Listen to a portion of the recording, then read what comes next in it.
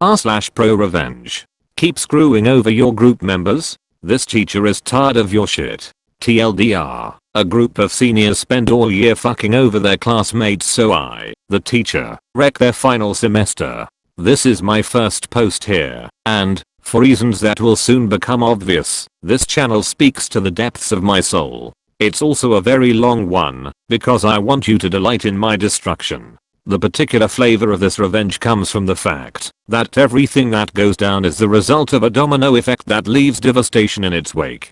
Dedication. This story is for anyone who has ever been fucked over in a group project, and I certainly hope you enjoy it. Some details are deliberately vague, because I don't feel like getting sued. Note, skip to the setup, if you are in dire need of an immediate justice boner. My backstory, not super necessary, but will give you insight into my logic. I've been teaching for many years, but it's important to understand that in my first year of teaching, I got put on blast by an elite group of ep and their ek. Not a week went by without someone either demanding my job, trying to undermine me, or just calling me a piece of shit. I nearly quit halfway through the first semester. The verbal and emotional abuse was so bad. This was at a school in a tough area, so I was accused of racism constantly for asking kids to stop talking, was ripped into for giving failing grades for missing work, and even enforcing the rules in the student/parent handbook got me in hot water. My principal reprimanded me for being a negative influence on the school, and was I told that I needed to let more rules slide because he was tired of hearing from parents. I would have parents just show up unannounced to sit in on my lessons and then tell me I was a shitty educator, a bad human being, etc. I have plenty of horror stories from that school alone, but the point I want to make is that this experience defined the kind of teacher I became going forward to my next school. I needed to be that person who wasn't a shareable, because I needed to focus on the one job that mattered, teaching kids. My next school was in a fairly affluent area. It wasn't uncommon for me to find out that my students' parents made millions, which brought its own unique set of problems. However, my new principal was super supportive of me, as long as I followed the school's handbook to the letter because, by doing so, I was in line with the school's philosophy and protected by law. We seriously had parents filing frivolous lawsuits all the damn time. This school had long ago learned that caving to parent demands spilled blood in the water and brought the rest of the sharks in droves. My first year at this new school was successful for many reasons, but primarily because the school culture was easily adapted to. By planning ahead, I was able to head off 99% of all negative parents at the pass. The few times a parent tried to rip into me at conferences, I ripped back so hard that I developed a reputation amongst the kids and parents as someone you couldn't fuck with. Everything I did was in line with the rules, and any attempt to take me down got stonewalled by my principal, who would have to say Mr. Fighter Jet is following school policy, so I'm afraid the ultimate decision is his. No joke, I had some parents in tears because their kid could no longer get an A in my class. I wasn't the teacher who wanted to destroy kids. I just wanted them to be accountable, and sometimes that meant letting them fail. Needless to say, this job became a lot of fun, because instead of waiting to be ambushed by parents, I could work on making my class fun for my students, while still teaching them something. I made ironclad rules for the classroom that brooked little argument, and would adapt the following year to make it harder for students or parents to ruin my day. I have many stories like this, but this is one of my favorites. The backstory. The year this happened, I taught a HS class with grades 9 to 12, that's 14 to 18 year olds for you overseas guests. My class wasn't necessary to graduate, but did count as a core requirement. One of my beginning of the year rules was I never want to hear when will we ever need this, because you didn't have to sign up for this class. How I structure my classes, that I try to make students accountable for their own actions. My class was built so that it had something to offer everybody. If you tried your best, you were guaranteed a C. If you worked really hard, you could get a B or an A. I would bust my ass to help a student with any reasonable request. The best example of this was a student was working hard on an assignment and said, I think I understand it now, but can't turn it in on time, to which I answered, then turn it in tomorrow for full credit. This is how hard work pays off. Other than a few hard deadlines in my class, I would do whatever it took to see you learn the material. fuck around in my class? I have already found ways to run circles around the pathetic excuses you throw at your parents for your poor performance. It sounds callous, but I was the teacher who would stay for 90 minutes after school to help you catch up, to help fix your project for another class, or even to listen to you cry about your parents' divorce. If I caught you goofing in class instead of doing your work, my rule was that at least 70% of class time was intended for homework, quizzes, etc. I would warn you a couple times, email your parents, and then wait and see if they even gave a shit. If they didn't, I would let you keep digging that hole until you were hip deep in water and begging for a ladder. And then I would toss you a rope instead. You could still climb it if you tried hard enough, but a lot of kids would just cry until that hole caved in and buried them. I also utilized my school's online grading/assignment system for nearly all of my assignments, which meant I could document when a student looked at the assignment, how long it took them, etc. All of this allowed me to see what my students were doing when they did it, and also if they were plagiarizing. This was one of the tools that helped me make important decisions about leniency, and also allowed me to say things at conferences such as, of course the test was hard, your child didn't attempt the 9 homework assignments until 11 PM the night before the test.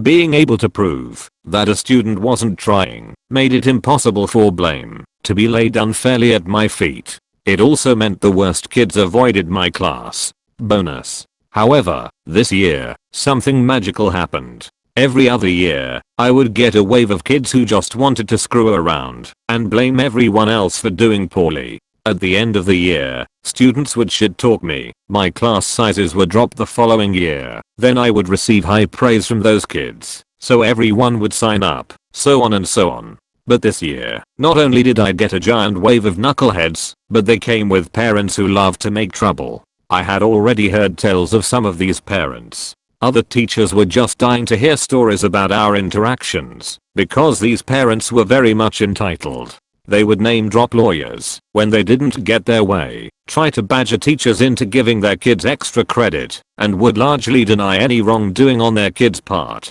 These were the parents who would get called in because their student was busted cheating, then accuse the teacher of making the class too hard, therefore validating their student's need to cheat. So about these knuckleheads. It was a group of roughly 7 senior boys who all shifted their schedules to be in the same period with each other. The other teachers could not believe that I had all of them at the same time, but I just shrugged it off. Every week, the staff lounge was dying to know how I dealt with their shenanigans, but for the most part, I had shut down most of their shit from day one. I actually got along very well with them, despite their constant goofing, because they had mastered the ability to appear busy and didn't distract my other kids.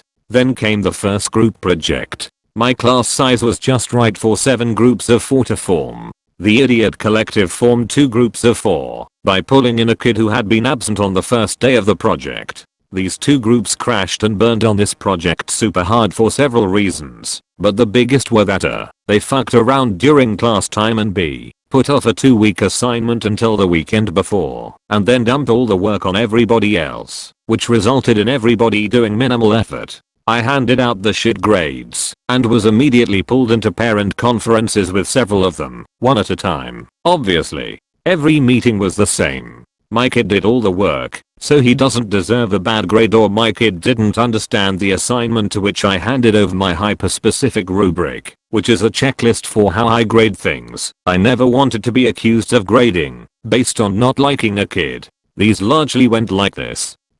My kid did all the work and I don't think it's fair it should hurt his grade. Me, here is the work your student turned in. *hands it over. Here is my rubric which I printed and emailed to your student the day the project started. *hands it over. As you can see, I have itemized the grading for ease of use. I would be happy to go over the grade your student earned. Reads through all the evidence, looks at kid, where are the missing parts? Student, my group members were responsible for that. Me, I can't grade what I never received, so I can't reasonably just raise your kid's grade. Sorry. Now, good news for all my students. I make assignments worth more throughout the semester with the idea that kids who screw up early on can make it up later by working hard.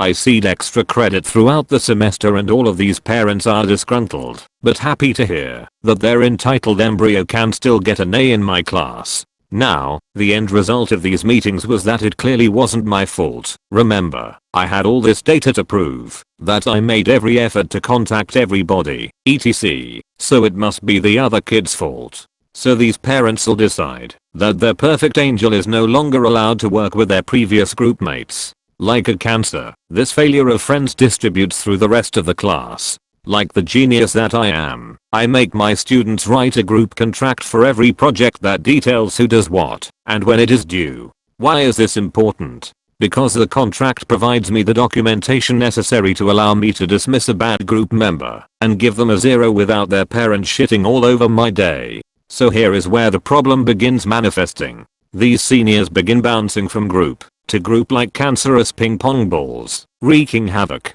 I'll let students choose their groups, so these seniors are desperately integrating with anybody that will have them. Because of my class side, every group has at least one coddled child to deal with, and these children just end up rotating until all of my students have worked with one of these seniors at some point. Now I'm getting constant complaints from parents of other kids about these boys. Their kid wanted a good grade, which means they ended up doing all the work, while the senior slacked. This is usually after the fact, at which time I bring up I would love to yank that leech out of your grade pool, but you have to use the contract. Students don't want to say anything because they fear retribution from the seniors, but I can't do anything because I will be accused of harassment. The contract can provide me with the leverage I need to prove that these kids were doing no work because these seniors have been playing their parents for years. I make my class utilize Google Docs because the changes are time-stamped. No joke, I've had students produce all the work the morning of a parent meeting to try and lie their way out and make me look like a piece of shit, but that timestamp is a godsend. Luckily, my class is balanced. A shitty group mate can make things hard, but not undoable, and parents are appeased that I have an out for their kid, but disappointed that their kid doesn't use it. Every time I announce a group project is on the way, some of these seniors sucker up to the other kids to the point that it is expected that a spot will be made for them. I'm talking buying kids lunch, bringing them gifts, etc. Seriously, the day before a group project starts, all of the seniors now sit at separate tables from each other so that they could pull the "I'm already here, let's be in a group" card, which works most of the time. The strain on class morale is difficult, but I'm biding my time. The other students are grabbing at extra credit opportunities constantly so that their grade can absorb the blow, and parent complaints are completely mitigated because I'm still offering every chance for success. My principal has a copy of my syllabus in his computer so that he can quote student policies that the parent signed off on. Not uncommon for him to hear I don't read that shit, so it doesn't apply, but he reminds them that the clause above the signature line says my signature denotes that I have read this document in its entirety and agree to abide by all the rules or something similar, and that this should be a lesson to the parent and the student that when you sign something, you should read the fine print. Asterisk if you ever become a teacher, find an awesome boss like this and stick by their side. The setup. So I have 7 slothful seniors, but I shall name the worst of these Larry, Curly and Mo. The fallout affects all of them, but these 3 are the ones whose parents have a boner for making trouble. Every time they bully a teacher into compliance, I imagine they sit around a smoking room with cigars and cognac, laughing at how they got their way yet again with a lowly teacher. I know that anything I do will be heavily scrutinized once the grades start falling, and I need to be able to shrug it off because I have other shit to do, and I refuse to be the smiling topic of discussion in their celebratory circle jerk. However, a special note about Larry: since he turned 18, his parents now travel non-stop and are impossible to reach. Larry is now just a huge douche because his parents no longer care about what he does. I closely monitor their grades in my class, but also in others. This may sound sketchy, but I routinely do this with any of my students who struggle with the material, so that I can identify if the issue is my class or all of their classes. Students have been known fake their grades using Inspect Element, and I got tired of hearing, but they have A's in their other classes.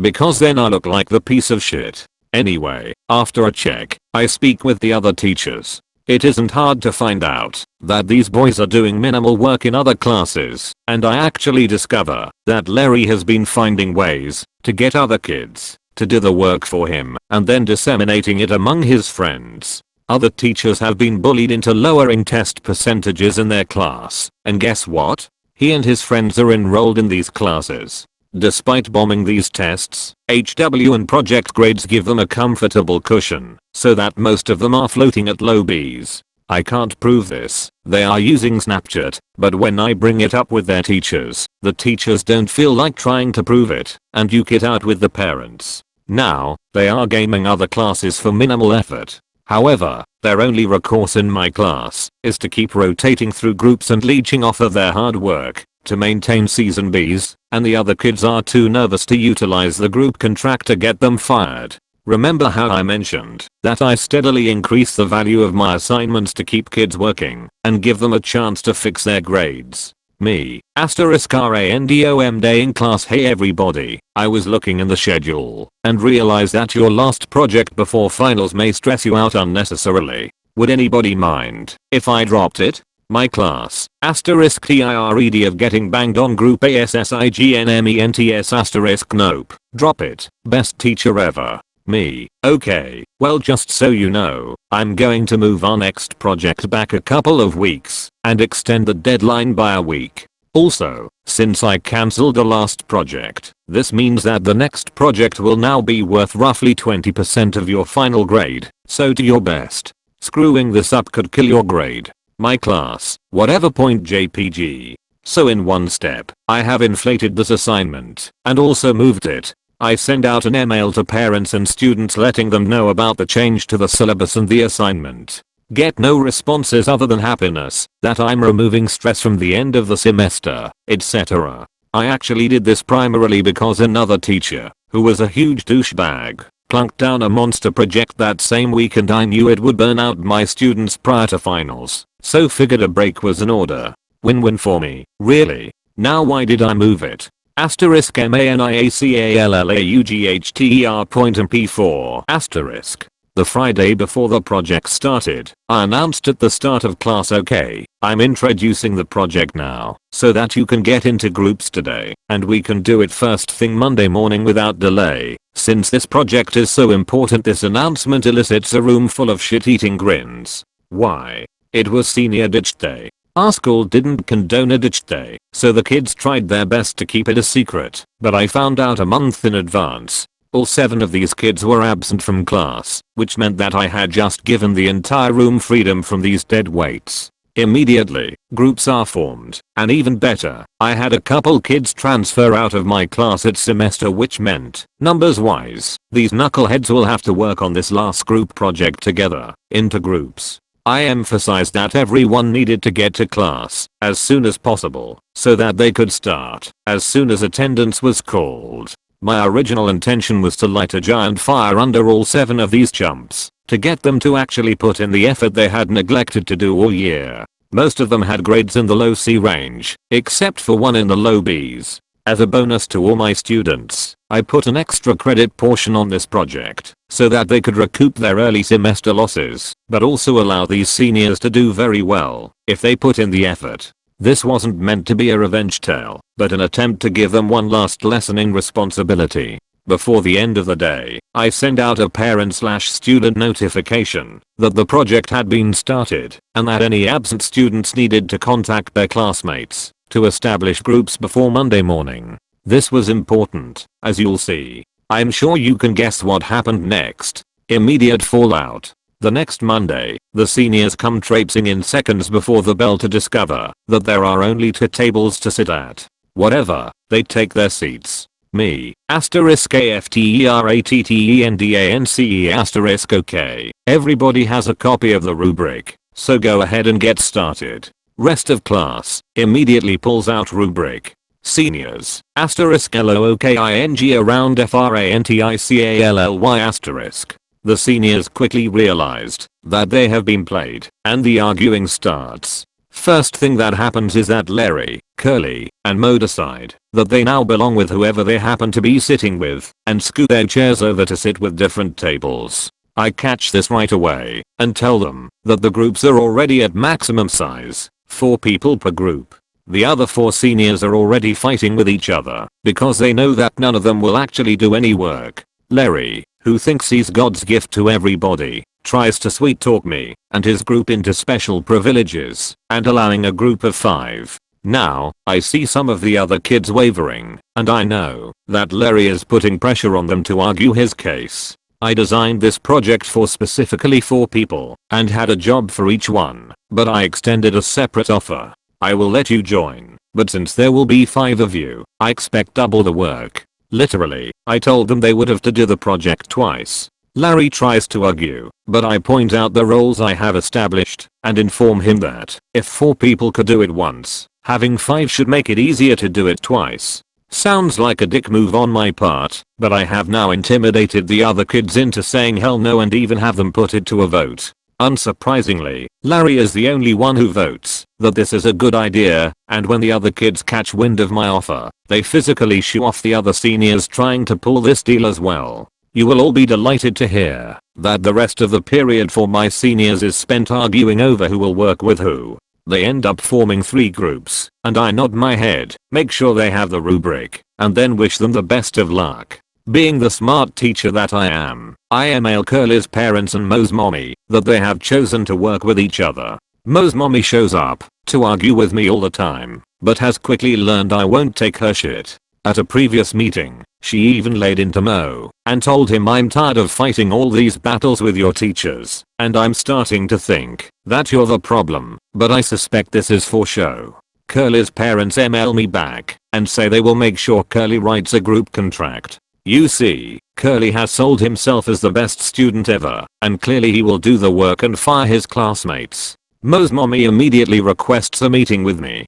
Per school policy, I do not have to respond to an email for 48 hours. I wait until hour 47 and email a non-committal I would love to meet. When are you available? And wait for a response. I then wait another 48 hours to inform her of a time the following week that works for me. Now, some of the other senior parents have emailed me angrily demanding why I let their kids choose to work with the bad kids again. I had to inform them that I didn't expect all of them to be absent. Immediately, some of my seniors get burned at home because they ditched, and their parents tell me just try to help them pass, which I agree to. Some of them need this class for graduation. After all, Mo's mommy, on the other hand, shows up ready to wage war. She starts by demanding that I put Mo in a different group.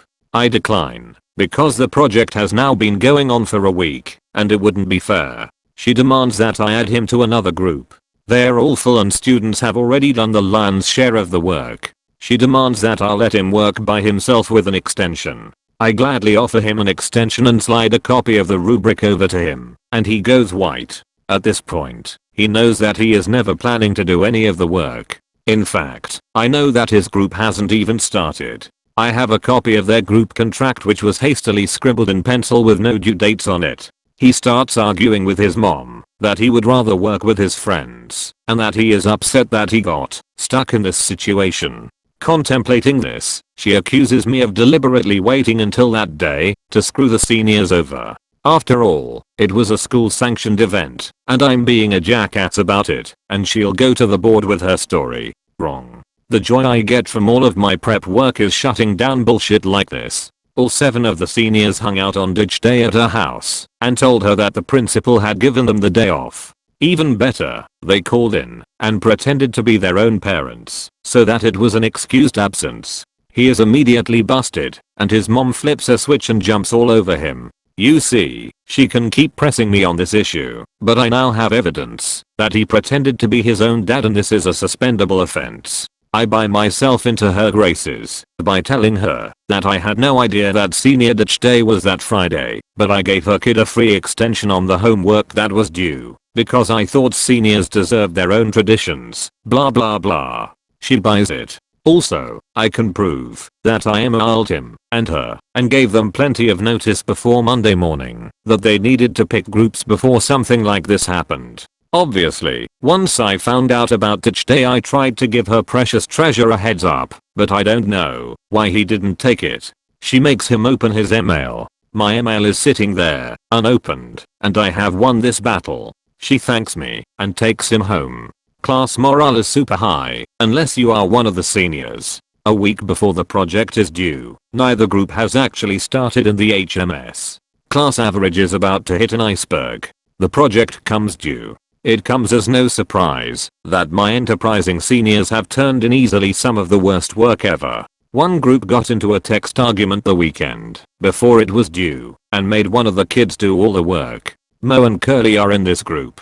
The other group, with Larry, has also turned in a steaming pile. I make sure to grade these two projects first because I know the fallout is going to be big. All the seniors dropped at least one letter grade. A couple dropped 2. This is 4 weeks before graduation. Larry appears to take his F- in stride. They got something like a 10% on it, so I know he's plotting something. Curly's parents demand a meeting, and so does Mo's mommy. Curly's parents are super upset that they got a bad grade and demanded to know why. What they didn't know was that I had already met with the student who did the entire project, Paulie, and his parents. I informed Curly's parents that I had seen the text exchange between the seniors that pretty much ended up with "you fucking do it." Curly refused to turn over his phone to his parents for confirmation. I also show them Curly's project and hand over the rubric. Mom and dad are not happy. You see, Curly has been blaming everyone else for his mistakes since the dawn of time, and his parents have bought in completely. Until today. Dad pointedly asks, "Which part did you do?" And this causes Curly to spout actual tears. I then pull up a spreadsheet of all of the group project scores from the year, with no student data, and have highlighted his scores, which are among the worst. The purpose of this was to use data to prove that their son, frankly, never does the work. Curly is absolutely destroyed by this. His parents kick him out of the conference because they are tired of his excuses and ask me what they can do.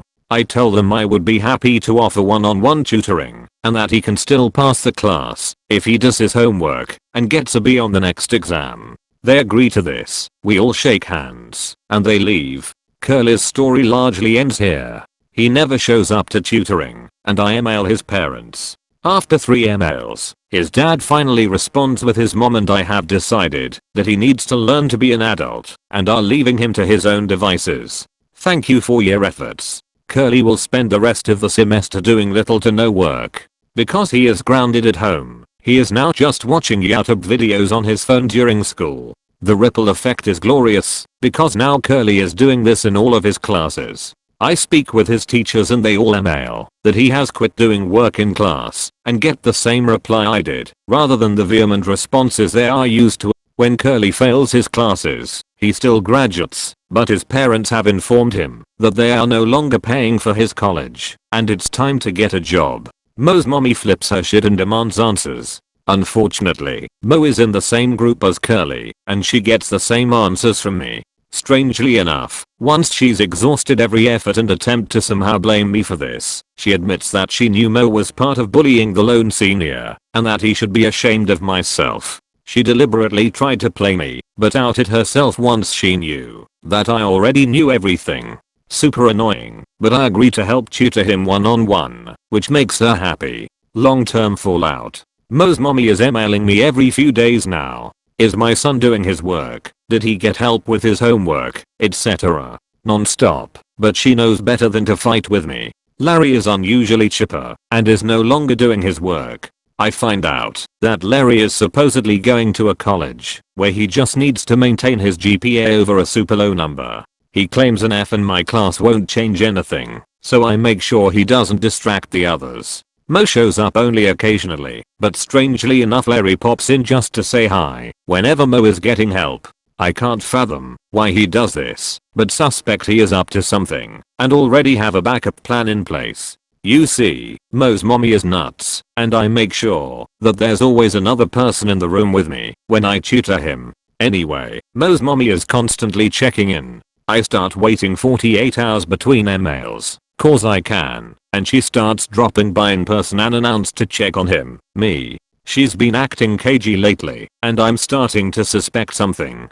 It's fucking Larry. Larry is a friend of Mo's, so he's been in her home feeding her made up stories to convince her that I have been emotionally abusing Mo when other students aren't around. Stuff like I was calling him a retard after school, etc., and then telling her you can even have the school check the cameras to see that I'm there. This starts a whole thing where she is now demanding answers from admin. But Mr. Fighter Jet is smart. Admin asks me about details regarding my interactions with Mo, and I end up sitting down with my principal, Mo, and Mo's mommy. She details that Mo is struggling, might not graduate, and that she believes that I have singled her kid out for abuse and wants his grade raised. You see, Mo is dumb and lazy, and his mom is just as bad. When Larry went to her with his story, she never bothered talking about it with her own son. He just agreed and went along with it. So I ask Mo point blank to please describe what has been said during our sessions and then offer to leave the room so that he can tell the principal without me there.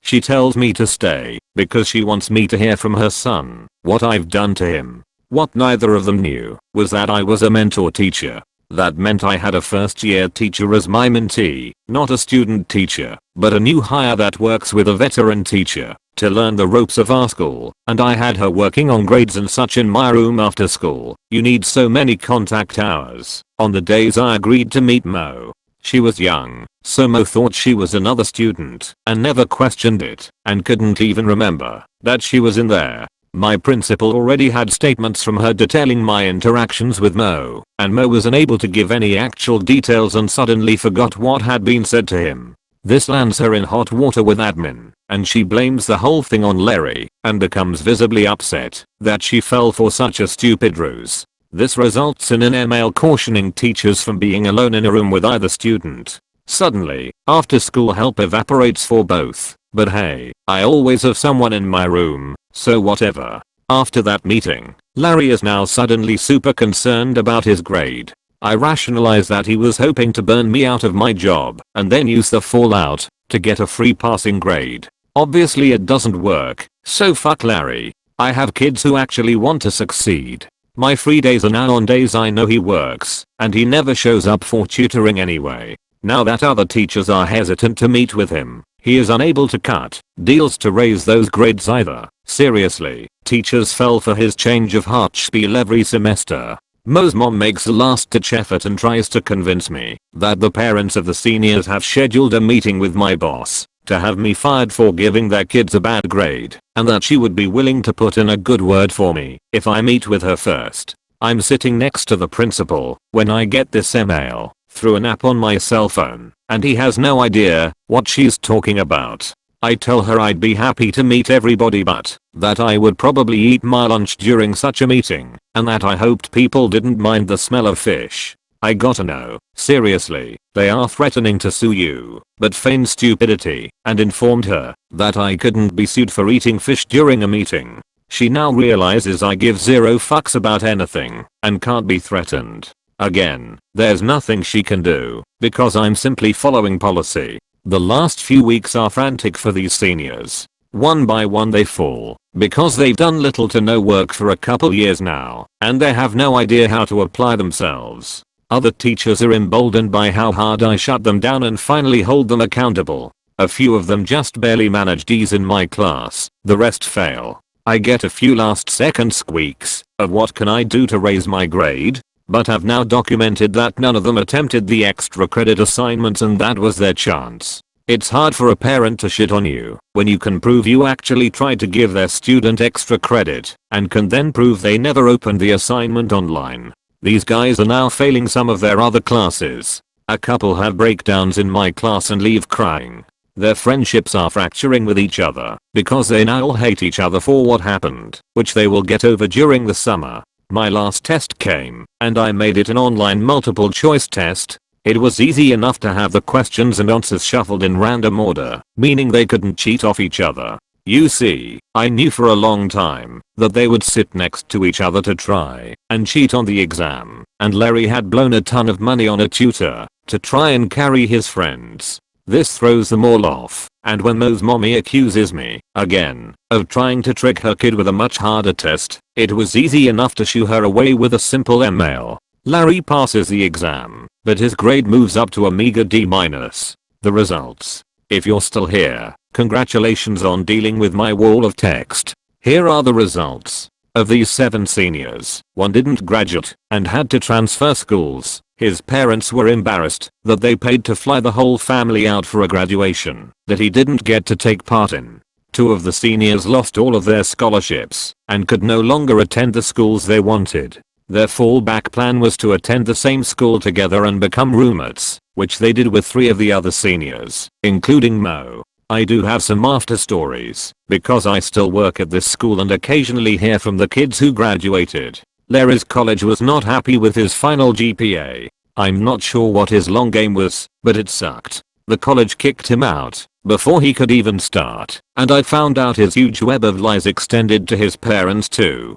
He toured Europe over the summer and tried to surprise his parents by coming home instead of going to school. Apparently they kicked him out immediately after because they were selling their house to get a condo somewhere else. Remember, they travel for work all the time now, so wanted to downgrade. Last I heard, he made up a story that he joined the military but got released due to a made up illness. I say made up because I heard this tale from 3 different people and each one was given a different disease. Curly's parents relented and decided to pay for Curly to go to college after all. Curly got kicked out halfway through the year, got busted more than once for underage consumption, and then kicked him to the curb after living at home for a year and refusing to get a job. Last I heard, he works in a vape shop. Mo went to school and used his book smarts to try and pay other kids to do his work for him. His mommy is rich. When that failed, he faked his grades to get his mom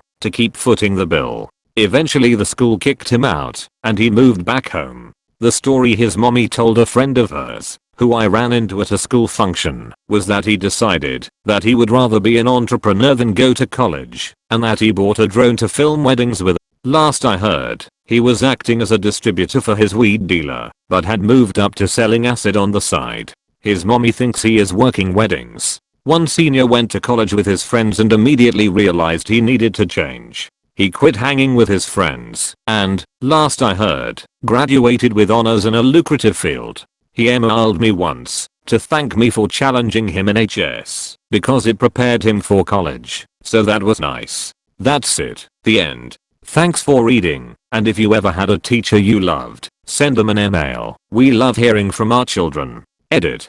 Teacher name, is that you? I'm obviously never going to answer these, but there are at least a few teachers out there like me, apparently. I wish I had a teacher like you. Yeah, same. My advice to new teachers is be the teacher you needed when you were young, and always have emergency snacks for kids who don't have food. You're horrible and should quit teaching. Oh no, my feelings. Internet people who don't like me. Get fucked. You're part of the problem. Everything I did was to protect the interests of the other 20 kids in that class who wanted to work hard and learn, and those seniors had every opportunity to improve their lot in life. I spent 9 months counseling students whose grades had tanked because of these yahoos, and 9 months of being begged by parents not to let their kids work with these boys. I saw a chance and took it. 4. You should tell more stories. I really don't have that many teaching stories that would fit here. I'm actually considered the nice, laid-back teacher at my school, who you simply don't mess with, though I do get pranked all the time. Edit 2. Thanks for the kind comments, but there is still a very angry minority who are just certain I'm a huge piece of shit, based on how I treated a group of seniors. To reiterate, it's impossible to judge my entire career by my efforts to hold a small group of students accountable for making everyone miserable. Edit 3. Why so many projects? My school adopted a problem-based learning curriculum. I have to do a big project per unit, and I have 6 units in the year. 2. You're a bitch/cunt/psychopath. This subreddit is ProRevenge. I have hundreds of success stories, but this isn't where to share them. Quit walking into a horror movie and bitching that there wasn't enough romance. I love my kids to death. I'll leave you with this. Many of you are saying thanks, but you should thank a teacher who made a difference in your life. Buy them coffee instead of purchasing Reddit bling, or write them a short note. And if you're still so keen on hating my guts, find that special teacher in your life and thank them for not being a ref one to jet. Hopefully they will never need someone like me.